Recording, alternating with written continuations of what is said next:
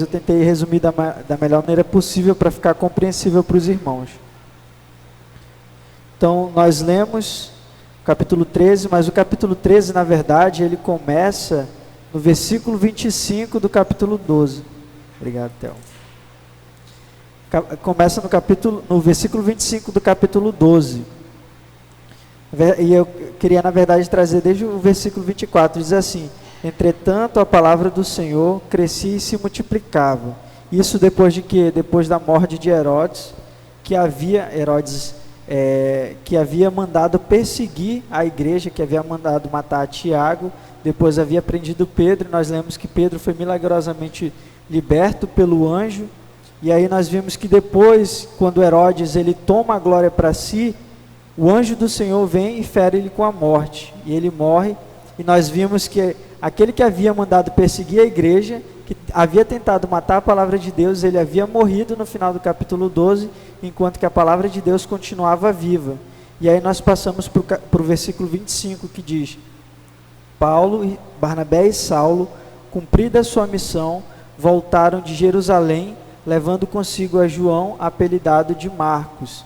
Aqui nós lembramos que Barnabé e Saulo, eles foram levar os mantimentos que a igreja de Antioquia havia levantado para a igreja de Jerusalém.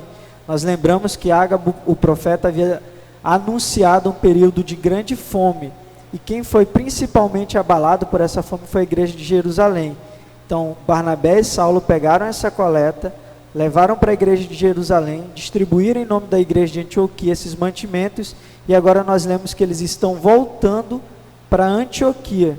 E aí é que nós começamos o capítulo 13. Lucas diz que havia na igreja de Antioquia profetas e mestres: Barnabé, Simeão, por sobrenome Níger, Lúcio de Cirene, Manaém, Colácio de Herodes, o tetrarca, e Saulo. Servindo eles ao Senhor, disse o Espírito Santo: separai-me agora Barnabé e Saulo para a obra a que os tenho chamado. Então, jejuando e orando e impondo sobre eles as mãos, os despediram.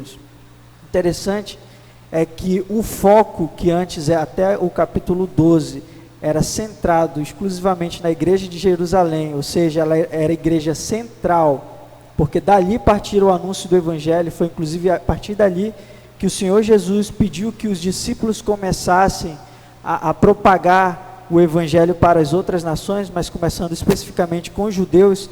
Então, até aquele momento, Jerusalém era o centro da mensagem cristã.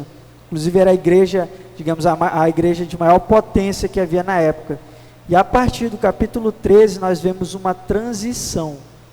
Já não é mais a igreja de Jerusalém, que é a igreja central, mas agora a igreja de Antioquia, ela começa a ter um destaque, ela começa a ser um importante centro, onde o ministério, especificamente de evangelização dos gentios, ela parte. E os dois principais representantes são Barnabé e Saulo, pelo menos nesse primeiro momento, e pelo menos nessa primeira viagem. Então, à medida em que a igreja se desenvolve, Lucas começa a chamar a atenção para a igreja de Antioquia. Começa em Jerusalém, não que Jerusalém tenha perdido sua importância, nós vamos ver mais à frente que ela continua, mas à medida em que a igreja começa a se desenvolver, começa a se expandir, e que os gentios são aceitos no seio da igreja como autênticos cristãos, então Antioquia passa a ser a igreja central. As atividades começam a se centrar exclusivamente na igreja de Antioquia. A igreja de Antioquia é citada a partir daqui mais 14 vezes, enquanto que a de Jerusalém é muito poucas vezes citada, muito mais especificamente quando vai haver o concílio de Jerusalém. E aqui nós vemos que essa igreja, diz assim, havia mestres, profetas e mestres, ou seja, eram os líderes da igreja. E Lucas, ele faz questão de ressaltar 5 nomes. Barnabé, que nós já conhecemos que é o companheiro de Saulo, que ele havia sido enviado pelos apóstolos para testemunhar o crescimento da igreja em Antioquia, então nós já conhecemos ele. Simeão, por sobrenome Níger. Esse sobrenome do latim, Níger, significa negro. Então, provavelmente ele está falando sobre a cor da pele dele, que ele era negro, provavelmente vindo da Etiópia. Ou existe a possibilidade desse Simeão aqui ser o mesmo Simeão ou Simão de Cirene que ajudou Jesus a carregar a sua cruz. É uma hipótese que ele também tenha sido. E essa hipótese ela é reforçada porque depois de Simão, por sobrenome Níger, aparece Lúcio de Cirene, que é da mesma cidade. Então, alguns intérpretes dizem que esse Simeão foi o mesmo que ajudou a carregar a cruz de Jesus. Depois dele vem um outro chamado Manaém, Colasso de Herodes. Aqui a Nova Versão Transformadora, ela traduz assim: Manaém, que tinha sido criado com o rei Herodes Antipas. Ou seja, esse Colasso aqui significa que foi criado, que ele era meio irmão. É particular nós vermos esse homem como líder da igreja, porque ele foi criado com Herodes Antipas, ele foi criado no palácio de Herodes. Esse Herodes Antipas é o mesmo Herodes que mandou decapitar João Batista, é o mesmo Herodes que durante a crucificação de Jesus participou do julgamento de Jesus. É esse Herodes aqui, o Herodes Antipas. E esse Manaém, ele foi criado no palácio de Herodes como irmão de Herodes. E é interessante que esse Manaém, ele participou de toda a vida do palácio de Herodes, de toda a opulência que havia no palácio, e ao mesmo tempo ele conheceu toda a corrupção da família Herodes. Nós já vimos anteriormente que tio havia casado com sobrinha, e a sobrinha deixou o tio e casou com outro tio, que havia adultério, havia muita corrupção no seio dessa família. Mesmo assim, esse homem que cresceu nessa família foi alcançado pelo Senhor e se tornou um dos líderes da igreja de Antioquia, a ponto de ser citado aqui, para vocês verem o impacto que o evangelho causa na vida das pessoas. Não importa a família de onde viemos, não importa a quantidade de pecado que nos cercava, quando o Senhor nos alcança, Ele nos transforma e Ele nos coloca muitas vezes em lugar de destaque na propagação do seu evangelho. E depois disso, nós vimos por último o nome de Saulo. E a partir desse momento, Saulo e Barnabé eles vão se tornar mais importantes, eles vão ganhar um destaque ainda maior, a ponto dessa segunda parte dos Atos dos Apóstolos serem centrados exclusivamente e especificamente em Saulo. E aqui nós vemos que o Espírito Santo, no versículo 12, servindo eles ao Senhor, diz que esses líderes serviam ao Senhor, conduzindo a igreja em nome de Deus. Servindo esses líderes ao Senhor, disse o Espírito Santo: separai-me agora Barnabé e Saulo para a obra que eu os tenho chamado. Então, jejuando e orando, impondo sobre eles as mãos, os despediram. É interessante nós lembrarmos que desde o começo, quem está conduzindo a igreja é o Espírito Santo. E aqui, mais uma vez, nos é reforçado. Cita-se as lideranças, diz-se o papel de destaque que eles tinham dentro da igreja, mas diz que a tomada de decisão de separar Barnabé e Saulo para a obra missionária entre os gentios não foi dos líderes da igreja, mas foi o Espírito Santo. O próprio Espírito Santo falou com eles e disse: separem para mim Barnabé e Saulo, que eu tenho uma missão para eles. E eles ouvem a voz do Espírito Santo, e depois de jejum e oração, que é uma característica peculiar não só da igreja primitiva, mas deve ser uma característica de todo cristão, é vital que todo cristão ele tenha oração e tenha jejum para se contactar com Deus, para ter uma comunhão melhor com Deus, e a partir daí ter as suas decisões centradas e dirigidas pelo Espírito Santo. Esses homens, depois de jejuar, ele impõe as mãos. Há uma discussão aqui que muitas pessoas levantam, que esse impor as mãos estava elegendo eles como oficiais da igreja, mas não faz sentido, uma vez que Saulo já havia sido convertido, já havia encontrado o Senhor no caminho. O próprio Saulo já tinha um trabalho missionário em Antioquia, igualmente Barnabé havia sido enviado já pela igreja de Jerusalém para estar em Antioquia, e Saulo já era apóstolo aqui nesse momento. Então esse impor das mãos, ele significa apenas a testificação. Esses homens, esses líderes estavam dizendo para a igreja, ao impor as mãos sobre Barnabé e Saulo: nós acreditamos, nós confiamos que o Espírito Santo os separou, e nós testificamos através do nosso testemunho que eles estão indo em nome do Espírito Santo para expandir o Evangelho para a igreja. Então é isso que significa a imposição das mãos, especificamente aqui em Atos, que eles estavam testemunhando que era o Espírito Santo que havia mandado o próprio Saulo e o próprio Barnabé para evangelizar, ou para levar o Evangelho até os gentios. Aí aqui, a partir do versículo 4, nós vimos que, enviados pelo Espírito Santo, mais uma vez o Lucas faz questão de frisar que é o Espírito Santo quem chama, separa, e é Ele mesmo que envia. Eles desceram da Seleucia e dali navegaram para Chipre. Ou seja, eles saíram de Antioquia e eles foram para Seleucia, que ficava distante a 25 quilômetros, e dali eles navegaram para Chipre, que era uma ilha que ficava na costa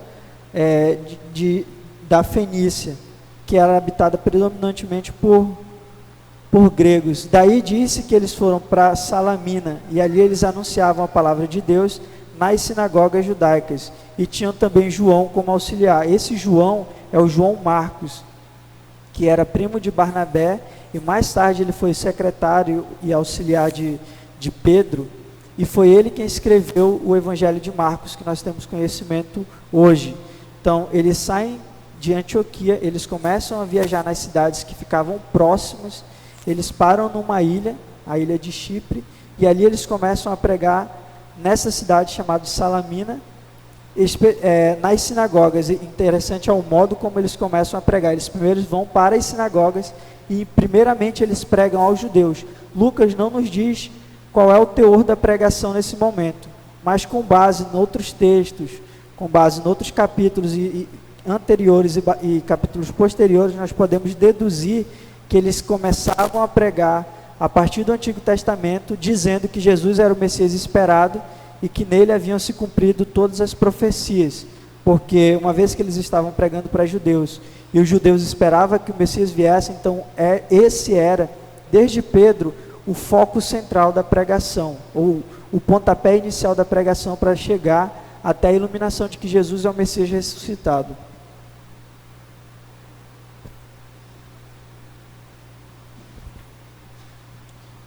Nos versículos 6 e 11 nós vemos que eles atravessaram toda a ilha de Chipre, até Pafos, encontraram certo mágico, falso profeta de nome Bar Jesus, o qual estava com o procônsul Sérgio Paulo, que era homem inteligente.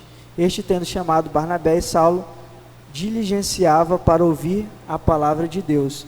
Então eles chegam à capital de Chipre, que é Pafos, onde eles encontram esse judeu que nos é dito aqui que ele era um mágico e um falso profeta.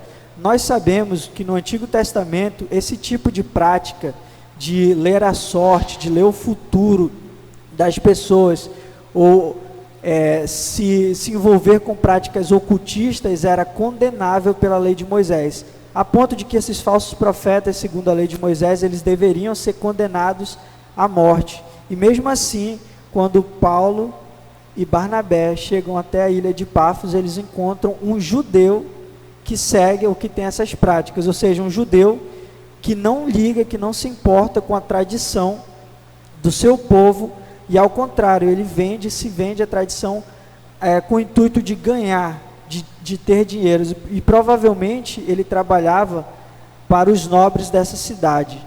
E isso nós somos motivados a pensar isso, porque aqui diz que ele era muito próximo de Paulo Sérgio, que era o procônsul dessa cidade. Então, esse mágico chamado Bar Jesus, ele lia a sorte dessas pessoas, como nós muitas vezes encontramos essas pessoas que se dizem médios ou se dizem cartomantes, que dizem ler a sorte das pessoas e dizem dar um conforto para essas pessoas. Ele tinha a mesma prática.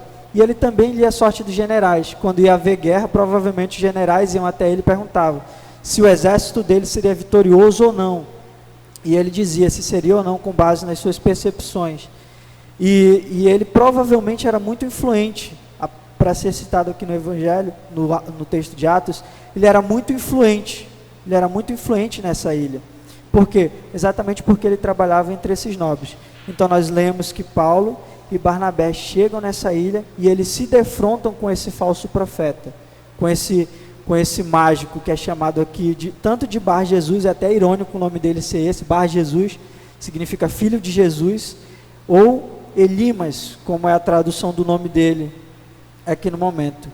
Ele não tinha qualquer escrúpulo, o texto nos afirma. E o texto nos informa que quando Paulo e Barnabé chegam, ele está provavelmente sendo consultado pelo procônsul Paulo Sérgio. E esse Paulo Sérgio, ao mesmo tempo, ele pede que os apóstolos que chegaram ali e estão pregando nas sinagogas, ele fica intrigado com a mensagem com a mensagem que esses apóstolos estão pregando, e ele pede que eles venham até o palácio dele para pregar também para eles. Muito provavelmente ele ouviu, ficou interessado no teor daquela pregação e pede. É isso aqui que nos diz, versículo 7, o qual estava com o procônsul, Bar Jesus estava com o procônsul, Sérgio Paulo, que era homem inteligente. Este, tendo chamado Barnabé e Saulo, diligenciava para ouvir a palavra de Deus, ou seja, ele esperava ouvir aquela pregação. E aí Paulo e Barnabé, eles vão, aqui Lucas ainda chama de Saulo, mas eu vou chamar de Paulo. Paulo e Barnabé, eles vão até a casa do procônsul, e chegando lá, eles se defrontam com esse homem, que provavelmente está lendo toda a sorte, e mesmo assim, eles continuam a anunciar o evangelho para o procônsul, eles continuam a anunciar a palavra de Deus para ele, mesmo diante da oposição. Nós vimos que Elimas, ele fica consternado com a pregação de Paulo e de Barnabé, porque ele sabia que se a mensagem do evangelho alcançasse o coração daquele procônsul, ele abandonaria suas velhas práticas, ele abandonaria a idolatria, ele abandonaria aquele tipo de magia, de ocultismo, e ele se voltaria para Jesus, e aí, esse Bar Jesus, ele iria perder como é que eu posso dizer, ele ia perder a influência que ele tinha, não só entre o procônsul, mas entre os outros nobres da cidade, inclusive entre os militares, porque uma vez que o próprio procônsul aceitasse a palavra de Deus, os outros líderes, consequentemente, também iriam ser instigados, ou motivados e cativados a aceitar, então ele iria perder a influência, e com medo de perder a influência, e sem ter escrúpulo nenhum, ele começa a se opor à pregação do evangelho. Ele nem se opõe porque ele tem uma crença diferente, mas ele se opõe porque ele sabe que ele vai perder influência, ele sabe que ele vai perder dinheiro, ele sabe que ele vai ter que procurar um outro meio de sobreviver, de ganhar a sua vida, e por isso que ele começa a se opor ao evangelho.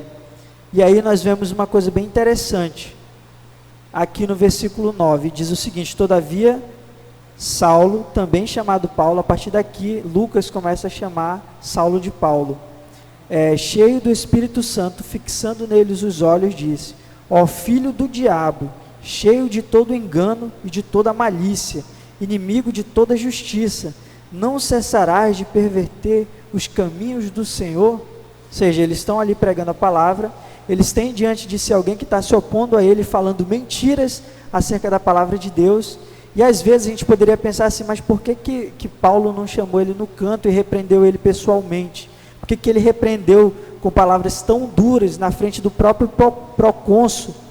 Porque nós temos uma falsa ideia de mansidão às vezes, de que nós devemos nos opor ao erro de maneira mansa, de maneira suave. E aí a gente pensa que Paulo poderia ter chamado esse homem à parte, exortado ele à parte, não da forma como ele fez.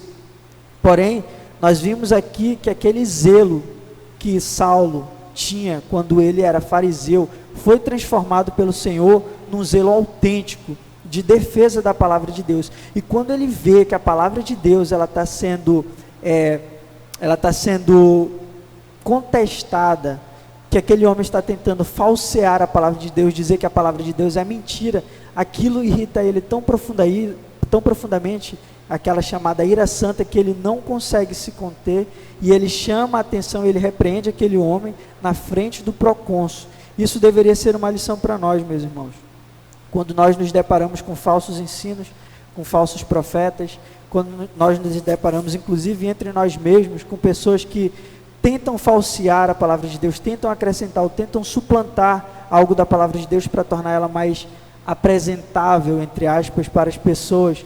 Nós devemos nos opor e contestar, nós devemos denunciar todo engano e toda falsidade com o mesmo zelo com que Paulo denunciou Bar Jesus diante do procônsul, porque quando a palavra de Deus está em xeque, isso deve nos incomodar, isso deve nos motivar a contestar aqueles que erram, os falsos profetas, como Paulo fez aqui. E aqui é interessante que esse puxão de orelha que Paulo dá em Elimas ou Bar Jesus, é motivado pelo amor. Se nós amamos, meus irmãos, aqueles que estão lá fora perdidos, se nós amamos mesmo aqueles que dizem professar o nome de Jesus, mas que são adeptos de falsas doutrinas, que vivem da heresia, se nós os amamos verdadeiramente, nós não vamos passar a mão na sua cabeça, nós não vamos compactuar com o seu erro, ao contrário, nós vamos apresentar a verdade, se possível de maneira fraternal, amistosa, se não for possível de maneira direta, denunciando e expondo o pecado e o erro. E isso é válido para nós que vivemos como igreja.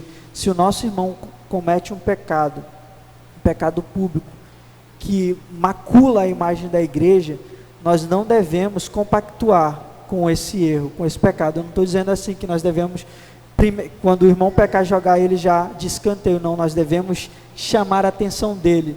Nós devemos dizer: irmão, você pecou nisso, você está errado em fazer isso. É inclusive isso que a palavra de Deus nos recomenda.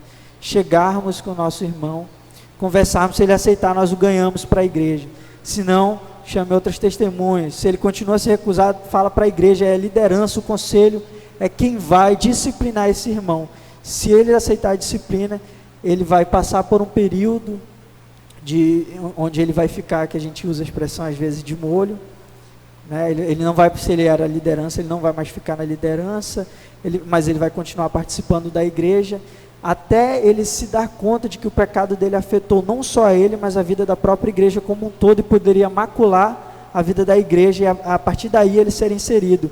A intenção de Paulo, como a intenção de todo cristão, não é simplesmente expor o pecado daqueles que erram, não é somente confrontar o erro, mas é confrontar para apresentar a verdade, para apresentar o autêntico evangelho do Salvador Jesus Cristo, e fazer com que essas pessoas que estão perdidas, elas sejam trazidas pelo próprio Espírito Santo de Deus para a igreja, e quando acontece dentro da igreja, para fazer com que aquele irmão não vá para o mundo, que ele não se perca, mas é expor o erro dele, e mostrar a verdade, mostrar a luz, para que ele volte para a luz, se arrependa dos seus pecados. É o perdão e a misericórdia em primeiro lugar que nos faz ter esse zelo santo, que fez Saulo ter esse zelo santo. E aqui nós podemos ver no versículo 12 do capítulo 13, que diz o seguinte: então o procônsul, vendo o que sucedera, creu maravilhado com a doutrina do Senhor. Quando o procônsul vê que Paulo teve aquela atitude, ele fica maravilhado, porque ele sabe que aquela doutrina é verdadeira, que ali está sendo pregada uma verdade. Aquilo que tinha feito o ouvido dele coçar para ouvir, agora ele conhece essa doutrina de maneira verdadeira. Nós cremos que o Espírito Santo o clareou sua mente, clareou seu coração, seu ser como um todo, e ele começa a compreender que inclusive o modo como Paulo repreende aquele falso profeta é uma testificação de que a verdade estava sendo pregada ali, e a partir disso, ele crê, ele fica maravilhado com aquela doutrina, com a doutrina que Paulo e Barnabé estavam pregando para ele, fica maravilhado, e ele crê no Senhor. Então o resultado de confrontar o pecado, o resultado de pregar a verdade, de expor os erros, de ser luz, porque essa é a nossa missão, sempre traz como consequência o ganho de pessoas para Cristo Jesus. Então sucedeu que ele creu, aquele homem diante disso ele creu, e ele não só creu, como ele ficou maravilhado com aquela doutrina. Então nós podemos deduzir que ele não só conhecia a tradição judaica, como ele conhecia as filosofias gregas, porque era uma ilha de predominância grega. Ele já tinha ouvido todo tipo de doutrina, mas nenhuma delas tinha deixado ele maravilhado. Quando ele ouve a pregação do Evangelho, quando ele ouve que o erro, ele foi confrontado, que o Evangelho ele não casa com o erro, eles se separam como a água e o óleo, eles não se casam, ele ficou maravilhado, porque todas as outras filosofias, inclusive a tradição judaica, havia se misturado e se mesclado ao erro. E aqui não, Paulo mostra que isso não é possível no Evangelho, e esse homem, pelo Espírito de Deus, ele é trazido para Cristo Jesus. Depois nós vemos nos versículos 13 e 15, que eles navegam de Pafos, e dirigem-se a Perge e a Panfilha. João, porém, apartando-se dele, voltou para Jerusalém. João Marcos aqui já não segue mais com ele sai, deles. Isso, inclusive, no próximo estudo a gente vai ver que gera um conflito entre Paulo e Barnabé, porque Barnabé quer levar João Marcos, mas Paulo não quer, porque ele havia abandonado eles. Eles estavam indo, dando continuidade à viagem missionária, e de repente João Marcos ele sai. Por que ele sai? O comentarista bíblico Bruce, ele diz que provavelmente por causa de uma mudança na liderança. Então antes, quem liderava era Barnabé, tanto é que o nome dele aparecia Barnabé e Saulo, Barnabé e Saulo, e a partir de agora vai aparecer Paulo e Barnabé, Paulo e Barnabé. E como João Marcos era primo de Barnabé, ele não concorda com essa mudança de liderança, e ele sai, ele abandona os apóstolos, Paulo e Barnabé, e ele sai, ele volta para Jerusalém, e isso vai inclusive ser um sinal de conflito entre eles mais tarde. Mas eles, atravessando Perge para Antioquia da Pisídia, indo num sábado à sinagoga, assentaram-se. Depois da leitura da lei dos profetas, os chefes da sinagoga mandaram dizer-lhes: irmãos, se tende alguma palavra de exortação para o povo, dizei-a. Nós vimos que eles seguem o padrão, eles chegam nessa cidade, eles vão à sinagoga, eles participam do culto que está na sinagoga, e aqui diz que na sinagoga estavam não somente judeus, mas gentios, que aqui são chamados de tementes a Deus, e nós já vimos que esses tementes a Deus, a semelhança de Cornélio, eles não eram prosélitos, eles não eram adeptos do judaísmo, eles não eram circuncidados, mas eles criam do modo como os judeus acreditavam em Deus, e eles também esperavam o Messias. E eles chegam, Paulo e Barnabé, nessa sinagoga, eles ouvem a pregação da palavra de Deus, que aqui é feita através da leitura do Antigo Testamento, representado pela lei e pelos profetas, e após a leitura da lei dos profetas, os chefes da sinagoga, eles mandam dizer a Paulo e Barnabé, que se eles tivessem alguma palavra de exortação, que eles dessem para aqueles irmãos. E aí diz o versículo 16, que Paulo se levantou, fez com a mão, provavelmente estava vendo uma conversa aleatória na sinagoga, Paulo pede silêncio, e ele começa a sua primeira pregação registrada no livro de Atos. Interessante que eles esperavam que aqueles homens que eram judeus, eles fossem fazer uma pregação no estilo judaico. Então eles dizem assim: se vocês têm alguma palavra de exortação, deem-na para nós, edifica a sinagoga com a palavra de exortação, com base no que foi lido. Mas eles vão se arrepender amargamente disso, porque eles esperam que Paulo ele corrobore as doutrinas judaicas, mas não. Principalmente porque Paulo era conhecido como um fariseu que era zeloso na sua doutrina. E eles têm essa percepção, por isso eles pedem que Paulo pregue. Se eles soubessem que ele estava pregando Jesus Cristo como Messias, eles não tinham nem chamado ele, tinham até expulsado da sinagoga, mas eles não têm essa ciência, até porque o evangelho está começando a ser expandido para além das fronteiras da Judéia. E eles pedem, e Paulo então, ele começa o seu primeiro discurso, a sua primeira pregação. E esse discurso ele é dirigido não só aos judeus, mas também aos gentios, que são chamados de tementes a Deus. Nós podemos dizer que essa pregação de Paulo ela é dividida em 3 partes. A primeira, ele faz um apanhado geral da história do povo judeu. A segunda, ele fala sobre a morte, vida, morte e ressurreição de Jesus. E por fim, ele faz uma aplicação dessa pregação, dessa palavra que ele fez na vida daqueles que estavam ouvindo. Então ele começa fazendo um apanhado da história do povo judeu. Ele começa dizendo assim, o Deus deste povo, começa dizendo na verdade, varões israelitas e vós outros que também temeis a Deus, no caso são os gentios. O Deus deste povo, de Israel, escolheu nossos pais e exaltou o povo durante a sua peregrinação na terra do Egito.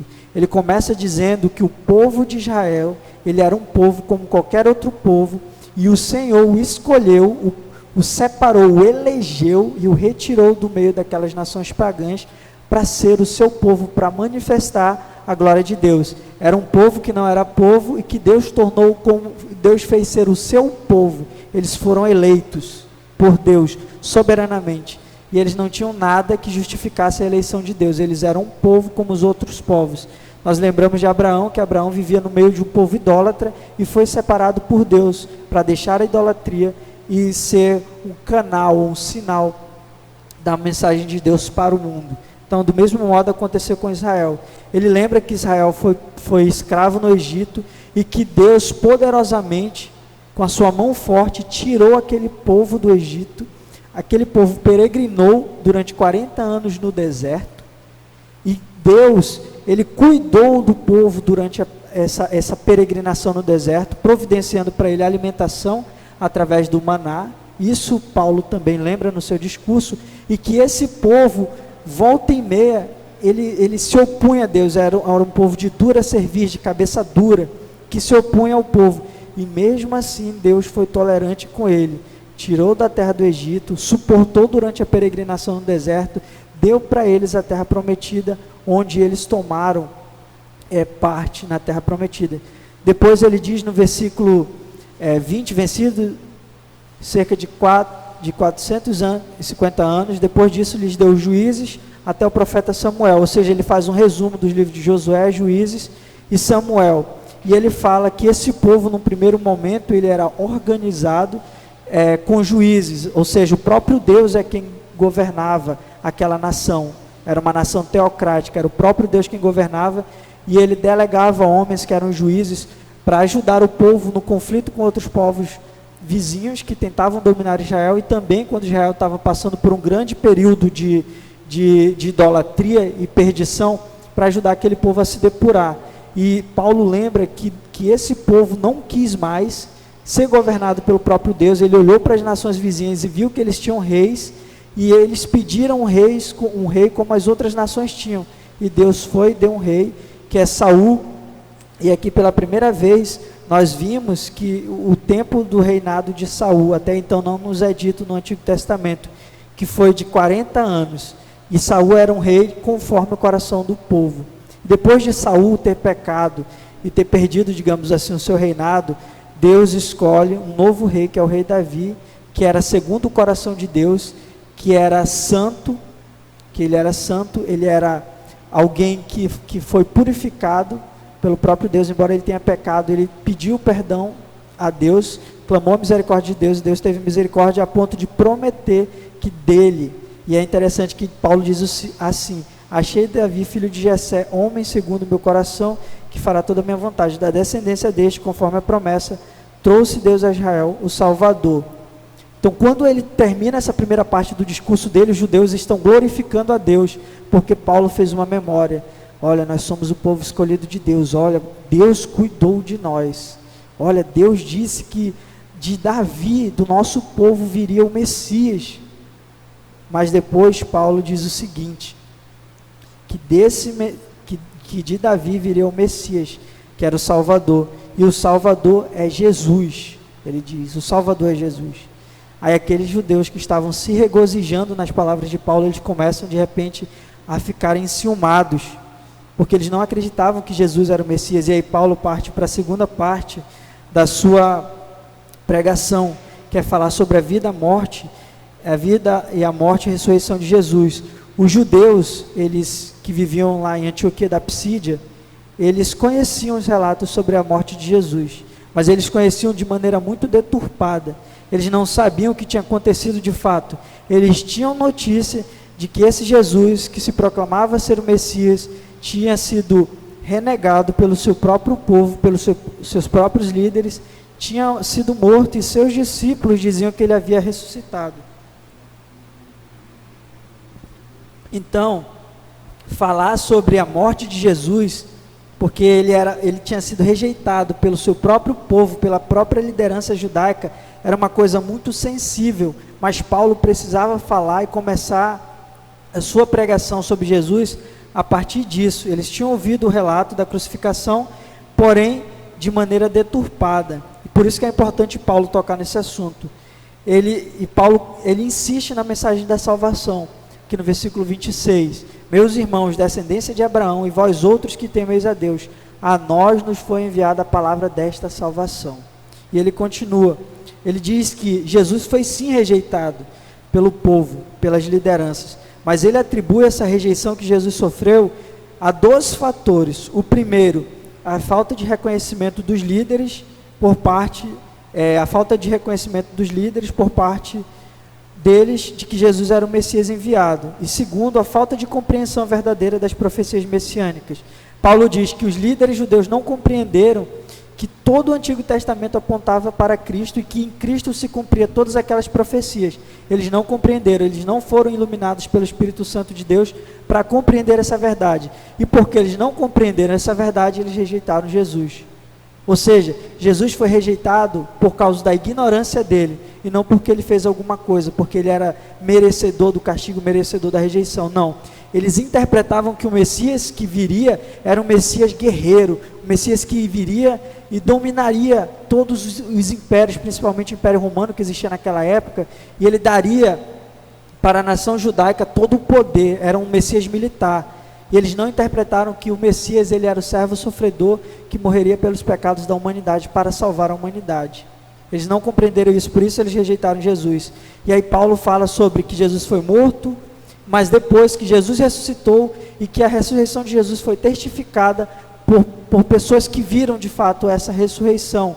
E com isso ele está dizendo que o fato de Deus ter ressuscitado Jesus é um sinal de que aqueles líderes estavam errados na sua interpretação da lei de Deus, e que a promessa de Deus havia se cumprido, as profecias de Deus haviam se cumprido no Messias, que é Jesus Cristo, e a sua ressurreição era prova disso. Ele foi rejeitado pelo povo, mas Deus o ressuscitou, mostrando que aquele povo estava errado, e que o Messias ele havia vindo para morrer pelos pecados de todos os povos, no sentido de todos os seus eleitos, aqui não só o povo judeu, mas também os gentios. E por fim, vem a aplicação da palavra de Deus. Ao chegar no final do seu sermão, Paulo toca num assunto que penetra o coração dos seus ouvintes e que penetra o coração de cada um de nós, que é a seguinte pergunta: como é que eu obtenho o perdão de pecados? Os judeus que estavam ouvindo e os homens tementes a Deus, eles acreditavam que o perdão dos pecados ele viria pela observância da lei. E Paulo, ele diz que não, que a partir de Jesus, a fé nele, a fé no Salvador é quem nos salva. Na verdade, ele diz que o Salvador veio, morreu pelos nossos pecados, e pela sua morte os nossos pecados foram perdoados pela graça de Deus, e que agora não é preciso mais observar a lei, mas apenas depositar a fé no nome de Jesus, no nome de Jesus Cristo. Agora Paulo vem a eles e ensina que as suas tentativas de cumprir as exigências da lei jamais aliviariam o fardo do pecado. Ele proclama ao povo as boas novas de Jesus Cristo. Paulo lhes diz que Jesus perdoa os seus pecados. Esta é a mensagem de Paulo que ele prega aos judeus, bem como aos gentios. Paulo apresenta a oferta da salvação a todo aquele que crê em Jesus Cristo e que não faz distinção entre judeu e gentil. Paulo diz aos seus ouvintes que quando eles colocam sua fé em Jesus Cristo, Deus os declara justificados, ou seja, os declara sem culpas. Quando eles depositam sua fé em Jesus Cristo, os seus pecados são perdoados, não com base na observância diligente da lei, como era feito antes, mas por intermédio da obra redentora de Jesus. É inaugurada uma nova fase da proclamação do Evangelho. Ele está dizendo que não está dizendo que não é mais necessário observar a lei, que a lei não tem mais nenhum sentido, a lei moral. Ele está dizendo que sim, ela tem sentido de ser observada, mas que ela não salva. Quem salva é o próprio Senhor Jesus Cristo. E que aqueles que depositam sua fé em Jesus Cristo podem descansar na certeza de que seus pecados foram perdoados por Deus. Essa é a doutrina da justificação, que é muito cara na pregação de Paulo e na mensagem que ele escreve nas suas cartas. E aqui no final já do capítulo, ele diz que no sábado seguinte afluiu quase toda a cidade para ouvir a palavra de Deus. Mas os judeus eles são tomados de inveja. O que acontece aqui? Muita gente que ouviu aquela pregação foi tocada pela palavra de Deus. Foi tocada pela palavra de Deus. Mas outros judeus não queriam ouvir aquela mensagem, porque era oposta às suas crenças, às suas doutrinas. Então há uma oposição. E esses judeus eles querem inflamar a multidão para que elas rejeitem a pregação de Paulo e Barnabé. Porém o Espírito Santo já tocou no mais íntimo daquelas pessoas, tanto de judeus piedosos como de gentios, e eles agora, passam a seguir Paulo e Barnabé e a seguir o próprio Cristo através dele e começam a rejeitar aquelas doutrinas. E aí isso causa um conflito. a ponto dos judeus eles rejeitarem e não quererem mais que Paulo volte na sinagoga. A gente pode ver isso dos versículos 44 ao versículo 46. Eles não querem mais voltar para a sinagoga.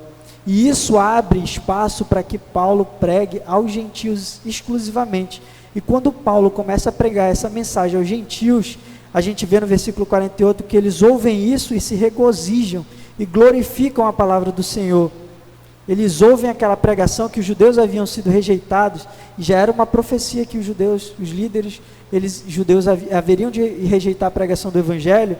Os gentios ouvindo isso, eles começam a se regozijar, porque eles têm esperança, a sua esperança renovada, porque agora eles têm a certeza de que seus pecados serão perdoados, de que agora eles estão debaixo de um senhorio que não é um senhorio perecível, que não é um senhorio que vai passar, que não é César quem os domina, mas o próprio Senhor Jesus, e eles se regozijam.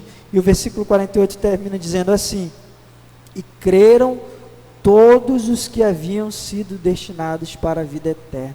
Aqui nós vemos a doutrina da predestinação, a doutrina da eleição se desdobrando.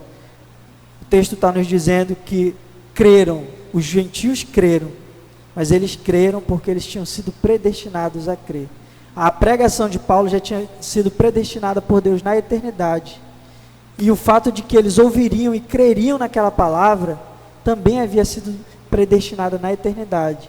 Então eles creram, eles aceitaram o Senhor Jesus, eles aceitaram a pregação daqueles apóstolos, mas eles só aceitaram e só creram porque eles já haviam sido predestinados. O texto revela os dois lados da mesma moeda: o amor da eleição incondicional e soberana de Deus e a resposta crente do homem. Eles creram porque eles foram predestinados a crer, mas eles creram em nome de Jesus, eles responderam com fé no nome de Jesus Cristo, e por isso eles foram salvos. E aí os judeus fazem tudo o que eles podem, inclusive eles falam com as mulheres, e eles influenciam essas mulheres para que elas neguem e rejeitem os apóstolos, mulheres influentes daquela cidade, rejeitem aquela pregação. Eles são perseguidos e eles saem. No versículo 51 diz que eles saem e eles sacodem a poeira dos seus pés, o pó dos seus pés, como o próprio Jesus já havia mandado, e eles partem para outra cidade. E é interessante que eles partem para essa cidade transbordando de alegria, cheios do Espírito Santo, não tristes porque foram rejeitados, mas alegres porque o Espírito de Deus alcançou muitas pessoas naquela cidade, porque a pregação de Deus, ela teve eficácia através deles. E aí eles passam para outra cidade, e aqui nós já entramos no capítulo 14, que é a cidade de Icônio. Diferente do que tinha acontecido até então, que eles chegam nas cidades, pregam nas sinagogas, e a partir da sinagoga eles começam a influenciar a cidade. Aqui Paulo está pregando no mercado. O mercado era o ponto de contato comum entre principalmente os gentios daquela época. Ele está pregando ali naquele mercado, e de repente ele acontece um sinal miraculoso. Diz aqui a partir do versículo 3 que aqui em Listra, na verdade no versículo 8, que estava assentado certo homem aleijado e paralítico desde o seu nascimento, o qual jamais pudera andar. Capítulo 14, versículo 8. Esse homem ouviu falar de Paulo, que fixando nele os olhos, vendo que possuía fé para ser curado, disse em alta voz: apruma-te direito sobre os pés. Ele saltou e andava. Então aqui ele está pregando no mercado. E aí ele vê aquele homem, e ele vê que aquele homem ouve a sua pregação, e ele está confiando na pregação dele, ele está depositando sua fé em nome de Jesus, porque nós lembramos que a pregação de Paulo ela é cristocêntrica. E Paulo, vendo a fé daquele homem, ele o cura. É muito parecido com o que acontece com o paralítico lá no Pórtico de Salomão, quando Pedro também, em nome de Jesus, o cura. Os relatos são muito parecidos. Só que o que é diferente é que quando esse homem é curado pelo poder de Deus, em nome de Cristo Jesus, as pessoas de Icônio, elas começam a interpretar que esse sinal é uma evidência de que Paulo e Barnabé eles eram deuses. Eles começam a acreditar que Paulo e Barnabé eram Júpiter e Mercúrio que haviam descido do céu, do panteão grego, e eles começam a adorar, tentar adorar Paulo e Barnabé como se eles fossem deuses. Isso é muito interessante, porque às vezes, quando nós confiamos no milagre como um fim em si mesmo, ou nas curas, e nós não vemos o milagre como um sinal que aponta para Cristo, nós temos esse erro, esse impasse de querer acreditar no milagre como um fim em si mesmo. Isso nos leva à idolatria. Toda idolatria, ela olha não para Jesus, mas ela olha para as coisas que acontecem como se elas fossem deuses. Então, quando a gente acredita que o milagre, nós procuramos o evangelho por causa do milagre, nós procuramos o evangelho por causa da bênção, porque nós queremos coisas para nós mesmos de maneira exclusiva, nós estamos tratando o evangelho como ídolo, nós estamos sendo idólatras. Esses homens veem um sinal de Deus operando na vida daquele homem, mas eles acreditam, porque inclusive essa é a percepção que eles têm de religião, eles acreditam que aqueles homens, eles são deuses encarnados, eles foram deuses que desceram do panteão, do Olimpo, e estão ali pregando e fazendo sinais. E aí Paulo e Barnabé, eles demoram a perceber que eles estão sendo idolatrados, inclusive porque eles não entendiam muito bem a língua daquele povo. Diz aqui o texto que eles começam a falar em icaônico, que é uma língua peculiar deles, mas quando eles percebem, eles rasgam as suas vestes, e eles dizem assim: meus irmãos, nós somos homens como vocês, meus irmãos, nós somos de carne e osso, nós temos a mesma natureza pecaminosa que vocês. Não, vocês não devem adorar a gente, vocês devem adorar o único Deus vivo e verdadeiro. Nós somos apenas homens, só existe um Deus, e foi esse Deus que criou o céu e a terra, o mar e tudo que neles há. E eles rasgam as vestes deles como sinal de que eles estão completamente consternados com aquela adoração que é feita a eles. Mais tarde a gente vai aprofundar isso quando nós estivermos estudando o capítulo 17. E o que Paulo está dizendo aqui é que a Deus é que deve ser dada toda a glória. Isso é um sinal para nós também. Quando nós pregamos o evangelho, o efeito e a eficácia que esse evangelho causa na vida das pessoas não se deve a nós, mas exclusivamente a Deus. A Deus deve ser dada toda a glória, a nós nenhum mérito. Quando nós terminamos de fazer aquilo que o Senhor nos chamou para fazer, nós devemos ter a consciência de que nós somos apenas servos inúteis pregando a palavra de Deus ou servindo os nossos irmãos. A nós não deve ser dada nenhuma glória. Porque se nós conseguimos pregar, se nós conseguimos falar do amor de Deus, do Evangelho, e ganhar, entre aspas, pessoas para Cristo, é porque Deus nos usa como instrumento, e nós somos apenas instrumento nas suas mãos.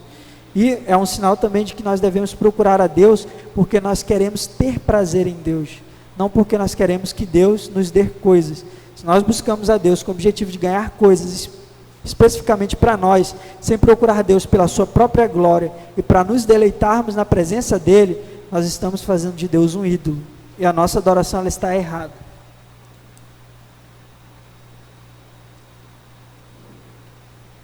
E aqui, esse povo que estava idolatrando, para vocês verem como a honra que eles estavam dando a Paulo e Barnabé não é verdadeira, eles estavam lá em compulsão, lá eles estavam no meio daquele vucu-vucu. Aí os judeus que vinham de Antioquia da Psídia, que vinham das outras cidades onde Paulo já havia pregado, eles chegam, inflamam aquela multidão que estava adorando Paulo e Barnabé, a se voltarem contra eles. E aí tanto judeus como gentios, a igreja continua sendo perseguida, tanto judeus como gentios, eles apedrejam Paulo, a ponto de Paulo ser quase morto. A gente vê isso do versículo 19 até o final, no versículo 28 do capítulo 14, até o ponto de Paulo ser quase morto. E aí eles levam Paulo para fora da cidade, o apedrejam. Imagine a dor que esse homem sentiu de ser apedrejado. Eles apedrejam, eles acham que Paulo está morto, eles voltam para a cidade, mas os discípulos de Paulo, que ouviram a pregação e creram no evangelho, eles cercam Paulo, veem que Paulo está vivo, levam ele para a cidade, e Paulo vai com eles. Paulo todo ferido, mesmo assim ele vai com eles. E é interessante que depois de ser ajudado pelos seus discípulos, ele é miraculosamente restaurado. E após essa restauração, ele continua a sua viagem missionária, porque ele sabe que ele confia no Deus vivo, ele sabe que o Deus vivo o chamou e o separou exatamente, ele foi comissionado para pregar a palavra de Deus, e ele não poderia ficar ali parado. E pela palavra de Deus, pela ajuda de Deus, ele se levanta depois de ter sido apedrejado, e ele continua a sua viagem missionária, levando a palavra de Deus a outras igrejas. Imaginem vocês como não se sentiram animados aquelas pessoas que que acreditavam no Evangelho, mas que viram que Paulo tinha sido apedrejado e que estavam desanimados por isso, quando Paulo se levanta e todo ferido, todo machucado, mas não triste, não desanimado, sai, continua a pregar a palavra de Deus, continua a levar a mensagem do Evangelho. Imaginem como não se sentiram alegres aquelas pessoas.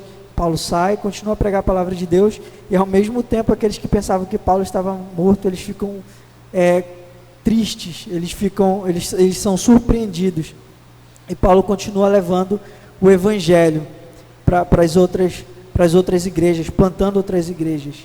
E depois disso, eles terminam essa primeira parte da viagem missionária e eles voltam para Antioquia. Então nós começamos o estudo de hoje em Antioquia, e nós vamos terminar em Antioquia. Diz o versículo 27 que, chegando em Antioquia, a igreja estava reunida e eles relataram todas as coisas que fizeram durante a sua viagem missionária. E como eles haviam aberto, através da pregação da palavra, a porta da fé aos gentios, e permaneceram não pouco tempo com os discípulos. Eles ficam ali conversando com aqueles homens. E começa o capítulo 15, dizendo que vieram alguns indivíduos da Judéia para Antioquia, e esses indivíduos começam a pregar para os irmãos que eles só podem ser salvos se eles forem circuncidados, que é o que vai dar o pontapé para o grande concílio de Jerusalém que vai acontecer aqui. Então esses homens, eles chegam em nome deles mesmos, porque quem foi comissionado para pregar o Evangelho em Antioquia foi Barnabé, e Barnabé chamou Paulo, agora é Paulo, chamou Paulo, e ambos estavam pregando ali, ambos foram comissionados pela igreja de Antioquia, pelo poder do Espírito Santo, para levar os gentios. E aí esses homens vêm, eles são partidários dos fariseus, diz o versículo 5, eles vêm e começam a pregar, dizendo que os gentios, não bastava eles crerem no nome de Jesus, eles precisavam se circuncidar, caso eles quisessem ser salvos. Ou seja, eles precisavam observar a lei de Moisés, não bastava a fé, precisariam também ser circuncidados, ou seja, obedecer à lei de Moisés para serem salvos. O assunto em questão é o velho debate entre a fé e as obras. O que é que nos salva? É a fé no nome de Cristo ou são as obras da lei a serem praticadas? Esse é o tema do debate do Concílio de Jerusalém, é o tema de debate nas cartas de Paulo, especificamente a carta aos Gálatas. A igreja vai se debruçar sobre esse tema ainda muitas vezes. É o grande tema da reforma, a doutrina da justificação pela fé, em detrimento da doutrina da justificação pelas obras da Igreja Católica Romana, e é inclusive o que nos incomoda até hoje. É o grande debate que os arminianos sustentam, é que o homem tem um livre-arbítrio e ele, a partir da prática da piedade, ele pode ser salvo. Então esse debate surge aqui, e há um conflito, está havendo um conflito entre a igreja, parte da igreja que foi evangelizada por Paulo e Barnabé, e Paulo e Barnabé pregavam que basta a fé no nome de Jesus Cristo. Eles são influenciados por essa pregação, e outros que chegam e começam a colocar outro tipo de pregação ali, começam a dizer, não, precisa também observar a lei de Moisés. E esse tema, ele está a ponto de dividir a igreja, e os líderes da igreja de Antioquia mandam Paulo e Barnabé ir para a igreja de Jerusalém, que é lá onde está a liderança, lá onde estão os apóstolos, para eles decidirem se basta a fé no nome de Jesus Cristo para a salvação, ou se é preciso a lei de Moisés, a observância da lei de Moisés, especificamente da circuncisão. E aí, Paulo e Barnabé, eles vão, a partir do versículo 6, os apóstolos, eles se reúnem para discutir essa questão, e uma vez reunido o concílio de Jerusalém, Pedro, ele é o primeiro a falar, quando há o grande debate, ele levanta a sua voz, e ele diz que o Espírito Santo o utilizou como instrumento para ele levar a palavra de Deus aos gentios, e quando ele estava pregando aos gentios, o Espírito Santo de Deus desceu e, através de sinais, evidenciou que os gentios, eles haviam se tornado autenticamente cristãos e pertencentes à igreja de Cristo, e portanto, uma vez que eles tinham recebido o poder do Espírito Santo, a palavra de Deus, e que eles haviam aceitado Jesus Cristo, eles eram membros da igreja de Deus. E se eles eram membros da igreja de Deus, eles não precisavam mais da observância da lei. O próprio Deus tinha chamado eles para serem membros da igreja de Deus. Eles haviam sido escolhidos pelo próprio Deus. E se o próprio Deus escolheu, esse é o centro da pregação de Pedro, quem somos nós para impormos leis humanas, uma vez que eles já foram aceitos uma vez que eles próprios já foram salvos. O Espírito Santo evidenciou que eles tinham sido salvos. Essa é o tema da pregação de Pedro. Então Pedro afirma que Deus removeu aquela distinção que havia entre o judeu e o gentil, e agora eles faziam parte de um mesmo povo, de uma mesma família. Se Deus havia aceitado os crentes gentios como seu próprio povo, os companheiros que eram cristãos judeus não podiam impor condições para serem cumpridas pelos gentios, antes de poder obter a salvação.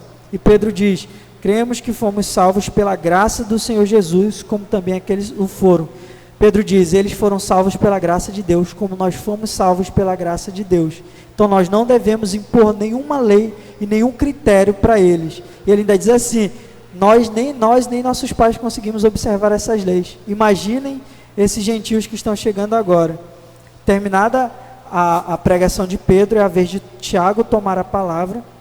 E quando Tiago toma a palavra, há uma grande expectativa por parte dos judeus, principalmente dos da circuncisão, porque Tiago era um profundo observador da lei. Ele era inclusive conhecido por isso, ele era chamado de o justo por isso. E eles acham que Tiago vai ser a favor deles, mas Tiago vai e fala no sentido de corroborar o discurso de Pedro. Ele diz que o que Pedro falou é verdade, e que o próprio Espírito Santo testifica que a palavra de Pedro é verdade, e ele respalda isso citando a palavra de Deus, especificamente o texto de Amós, capítulo 9. Ele cita esse texto específico de Amós para dizer que o reinado de Deus é messiânico e que o Messias, o reinado de Deus, é universal, no sentido de que não existe mais um povo, uma nação específica que Deus separou, mas todos aqueles que têm fé no nome de Deus agora pertencem ao povo de Deus. Então ele diz: Pedro falou a verdade, e Jesus cumpre essa promessa. A pregação do Evangelho está cumprindo a promessa que foi feita, a profecia que foi feita em Amós. E ele diz que não se deve perturbar, portanto, aqueles gentios que se converteram a Deus, colocando para ele alguns fardos. Mas ele sabe, como líder da igreja, que se ele disser somente isso, e não colocar nenhuma limitação, aquele povo, eles vão se voltar e vai haver uma divisão dentro da igreja. E ele passa 4 recomendações para os gentios. A primeira é que se abstenham da contaminação dos ídolos, e com essa estipulação eles estavam dizendo que eles não deveriam mais se voltar para a idolatria, não deviam mais comer carne sacrificada aos ídolos, não eram mais para participarem de rituais dedicados aos seus ídolos, uma vez que eles pertenciam a Cristo Jesus. Segundo, que se abstenham da imoralidade sexual. Aqui é uma tentativa de evitar uma vida sexualmente imoral, uma vez que aqueles gentios, eles tinham outras relações além da sua esposa. Ele tinha sua esposa, mas eles podiam ter outra amante, não era errado na concepção grega e romana, e muitas vezes eles podiam até ter um jovem com quem eles se relacionavam, um jovem homem. E também porque eles não participassem dos cultos, dos rituais de idolatria que tinham a prostituição sexual como cerne. Terceiro, que se abstivessem de carne sufocada aos ídolos. Isso era uma recomendação de saneamento básico e de higiene, e era também um modo de dizer: vocês serão aceitos pelos judeus, socialmente falando, se vocês seguirem essa recomendação. E por fim, que se abstenham do sangue. Na lei de Moisés, ou na concepção judaica, a vida estava no sangue, e portanto eles não poderiam comer sangue. E aí ele está dando essa recomendação no intuito de tornar a igreja unânime e de preservar a unidade dentro da igreja. E os judeus e os gentios, eles já estavam cientes dessa recomendação, porque eles já conviviam há muito tempo com os judeus, então não era nada estranho para eles seguem essa recomendação, é aceito pelo concílio. O concílio chega a essa decisão, ele diz que os gentios não precisam ser circuncidados, a fé no nome de Jesus basta. Eles escrevem uma carta de recomendação, colocando esses 4 critérios para serem seguidos pelos gentios, e nós lemos que os líderes voltam para a igreja de Antioquia, e ali Paulo e Barnabé, juntamente com Silas e outros, eles leem a carta com essa deliberação da igreja de Jerusalém, do concílio de Jerusalém, e quando Barnabé e Silas leram a carta e a confirmaram pessoalmente, uma grande nuvem foi dissipada da mente e do coração dos crentes de Antioquia. Houve um alívio, porque eles sabiam que somente a fé no nome de Jesus bastava, que eles não precisavam seguir a lei de Moisés. Ao mesmo tempo que aqueles que eram da circuncisão também se sentem aliviados, porque eles não vão só fazer o que eles querem, eles têm recomendações específicas, e assim a unidade na igreja ela é preservada, não há divisões. O Espírito Santo orienta a viagem missionária de Paulo, e inclusive o Concílio de Jerusalém, do início ao fim. Ele separa Paulo e Barnabé, e aqui ele conduz a liderança da igreja a tomar uma decisão acertada. Eu gostaria de agradecer aos irmãos, eu acho que eu passei um pouquinho do tempo, porque é muito extenso. São 3 capítulos para abordar de maneira resumida, e cada um deles tem uma mensagem fascinante. Então eu peço desculpa se eu passei um pouco do horário, e é isso que eu gostaria de deixar para os irmãos.